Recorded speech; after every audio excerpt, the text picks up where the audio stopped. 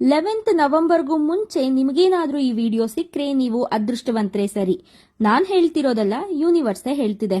11/11 ಅನ್ನ ಯಾಕೆ ತುಂಬಾ ಇಂಪಾರ್ಟೆಂಟ್ ಅಂತ ಹೇಳ್ತಾರೆ ಗೊತ್ತಾ? ಆಧ್ಯಾತ್ಮಿಕವಾಗಿ ನಿಮ್ಮ ಇಚ್ಛೆಗಳನ್ನ ಪೂರ್ತಿ ಮಾಡುವಂತಹ ಶಕ್ತಿ ಈ ಸಮಯಕ್ಕಿದೆ. ಸಾಮಾನ್ಯವಾಗಿ ದಿನದಲ್ಲಿ 2 ಸರಿ ನೀವು 11/11 ಅನ್ನ ನೋಡ್ತೀರಾ, ಒಂದು ಬೆಳಗ್ಗೆ ಇನ್ನೊಂದು ರಾತ್ರಿ. ಆದ್ರೆ ಇದೇ ನವೆಂಬರ್ 11ನೇ ತಾರೀಕು ಇಡೀ ದಿನ ಪೂರ್ತಿ 11/11 ಪೋರ್ಟಲ್ ಓಪನ್ ಆಗಿರತ್ತೆ.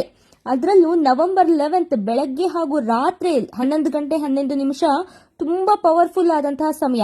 ಸರಿ, ಏನ್ ಮಾಡಬೇಕು ಅಂತ ನೋಡೋದಾದ್ರೆ, ನಿಮ್ಮ ಇಚ್ಛೆಗಳನ್ನ ಪೂರೈಸಿಕೊಳ್ಳೋದಿಕ್ಕೆ ಇರುವಂತಹ ಅದೃಷ್ಟದ ದಿನ ಅಂತಾನೆ ಹೇಳಬಹುದು. ನಿಮ್ಮ ಸಬ್ ಕಾನ್ಶಿಯಸ್ ಮೈಂಡ್ ಅಲ್ಲಿ ರಿಜಿಸ್ಟರ್ ಆಗಿರೋದನ್ನ ಯೂನಿವರ್ಸ್ ಜೊತೆ ಅಲೈನ್ ಮಾಡೋದಿಕ್ಕೆ ಒಳ್ಳೆ ಮುಹೂರ್ತ. ಸಿಂಪಲ್ ಆಗಿ ಹೇಳೋದಾದ್ರೆ, ಯೂನಿವರ್ಸ್ ನಿಮಗೆ ಬೇಕಾದದ್ದನ್ನ ಕೊಡೋದಕ್ಕೆ ರೆಡಿಯಾಗಿ ಕೂತಿದೆ. ನಿಮಗೆ ಬೇಕಾದದನ್ನ ನೀವು ತುಂಬಾ ಕ್ಲಿಯರ್ ಆಗಿ ಯೂನಿವರ್ಸ್ ಮುಂದೆ ಇಡಬೇಕಾಗತ್ತೆ.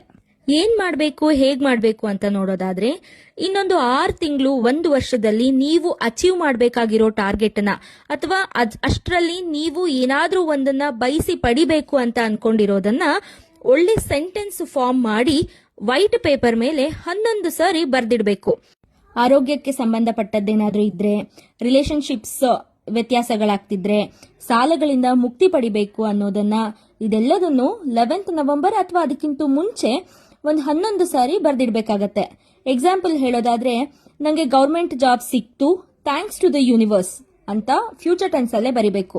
ಅಥವಾ ನನಗೆ ಪ್ರಮೋಷನ್ ಆಗಿದೆ, ಥ್ಯಾಂಕ್ಸ್ ಟು ದ ಯೂನಿವರ್ಸ್ ಅಂತ ಬರಿಬಹುದು. ನನಗೆ ಇದ್ದಂತ ಆರೋಗ್ಯ ಸಮಸ್ಯೆ ಸಂಪೂರ್ಣವಾಗಿ ವಾಸಿಯಾಗಿದೆ, ಥ್ಯಾಂಕ್ಸ್ ಟು ದ ಯೂನಿವರ್ಸ್ ಅಂತ ಬರಿಬಹುದು.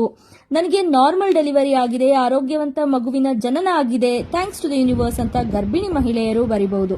ಹೀಗೆ ನಿಮ್ಮ ಜೀವನಕ್ಕೆ ಸಂಬಂಧಪಟ್ಟಿರೋದನ್ನ 11 ಸರಿ ವೈಟ್ ಪೇಪರ್ ಅಲ್ಲಿ ಮುಂಚಿತವಾಗಿ ಬರ್ಕೊಳ್ಳಿ. 11th ನವೆಂಬರ್ 11 ಗಂಟೆ 11 ನಿಮಿಷಕ್ಕೆ ಪಲಾವೆಲೆ ಬೇ ಲೀಫ್ ಮೇಲೆ ಇದನ್ನ ಬರಿಬೇಕು. ಹಾಗೆ ಇದನ್ನ ದೇವರ ಮುಂದೆ ದೇವರ ದೀಪಕ್ಕೆ ಹಿಡಿದು ಬಿಟ್ಟು ಬರ್ನ್ ಮಾಡಬೇಕು. ಅದು ಬೂದಿ ಬಂದಿರೋದನ್ನ ಮನೆಯಿಂದ ಆಚೆ ಬಂದು ಆಕಾಶದ ಕಡೆಗೆ ಪಂಚಭೂತಗಳಲ್ಲಿ ಲೀನ ಮಾಡಿಸ್ಬೇಕು ಅಂತ ಹೇಳ್ತೀವಿ. ಹಾಗಾಗಿ ಗಾಳಿಯಲ್ಲಿ ಇದನ್ನ ಊದಬೇಕು.